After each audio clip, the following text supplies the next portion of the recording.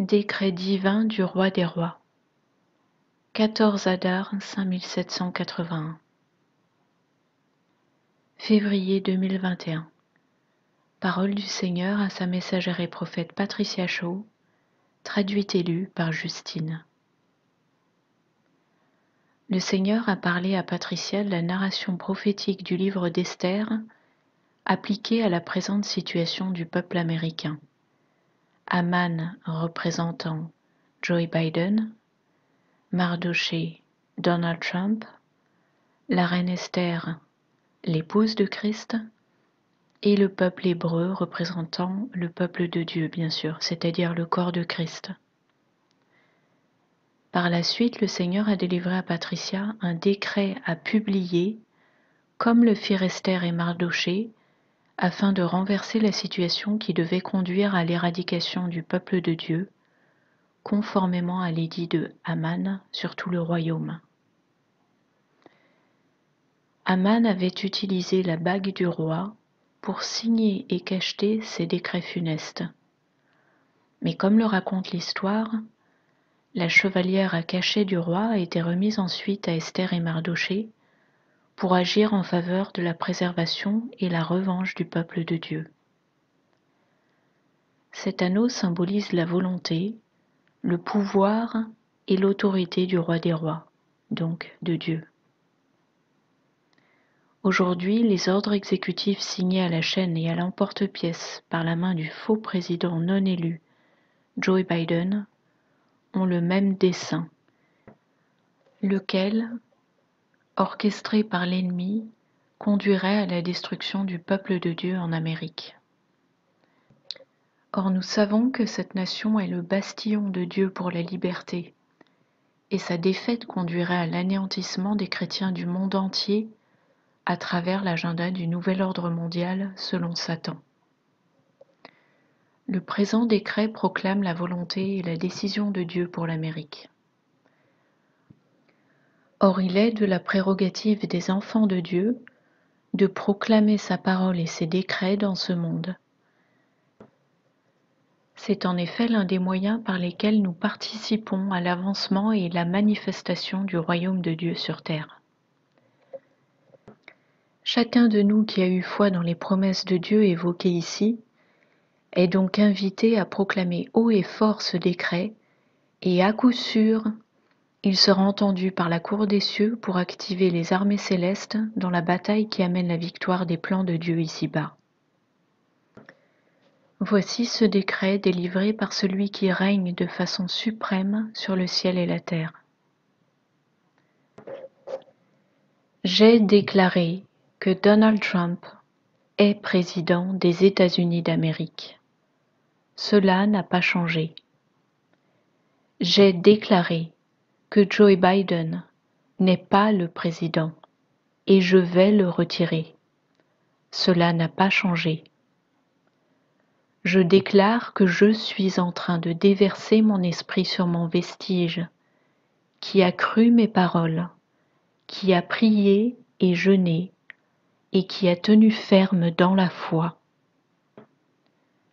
Je déclare que la chevalière à cachet est retournée à président Donald J. Trump, le fils de Fred et Mary Trump.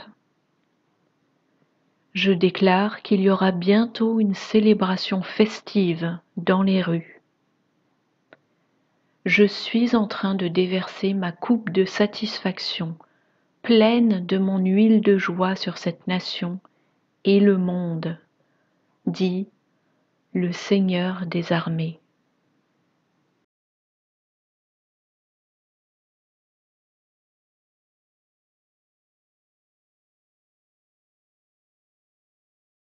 Comme nous l'enseignent les Écritures en 1 Pierre 2,9, nous sommes une semence choisie, un sacerdoce royal ou une prêtrise royale, une nation sainte, un peuple acquis pour proclamer les louanges de celui qui nous a appelés des ténèbres à son admirable lumière.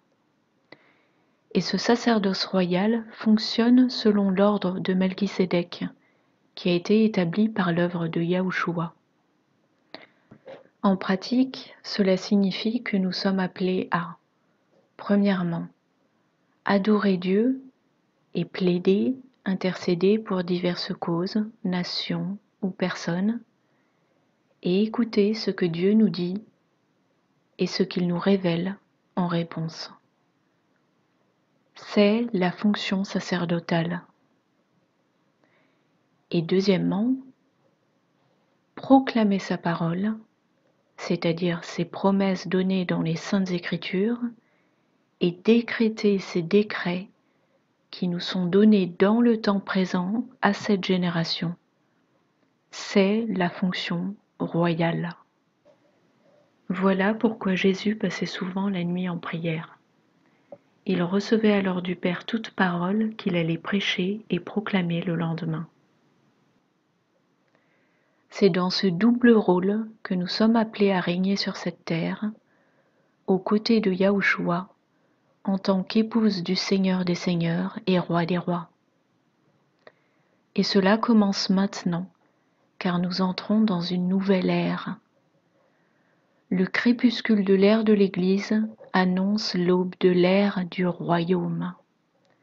C'est dans cette ère que nous allons régner avec Christ et que nous allons découvrir la vie abondante et glorieuse que Dieu a promis à ses saints. Lorsque le feu de l'Esprit vient envahir la terre, c'est une immense bénédiction pour les enfants de Dieu qui sont prêts.